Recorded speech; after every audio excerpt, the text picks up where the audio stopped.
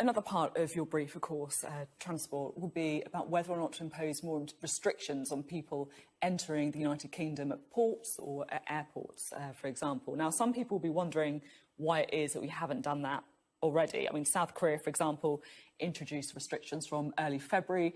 Now test everyone who arrives. You have to quarantine for 2 weeks. They've had 250 deaths. Singapore restricted some flights from China back in January. They've only had 17 deaths. Why haven't we done this already? And are we going to be changing that in the future?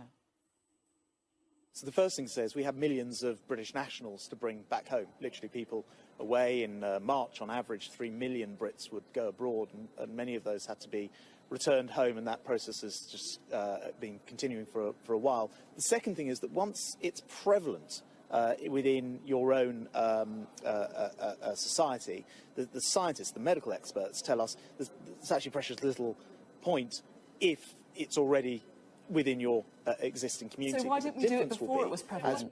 Out of this, well, as I say, there were millions of Brits to get home is the first thing.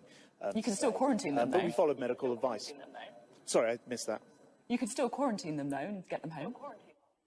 Right, and the rules exist so that everybody in this country has to be at home right now. In fact, it's illegal not to be outside your home for one of any other than 4 reasons, as we know. So, I mean, that remains the case for everyone. But going forward, as the number of cases comes down, and therefore the people coming in becomes much more significant. The other thing to say is very few people actually travelling, of course, but as people come in, it becomes more significant once we have, as we're seeing now, a decline in the cases, then I think it does become very much more critical to the overall numbers, and that's why we are actively working on the measures going forward, and we'll say more about those in time.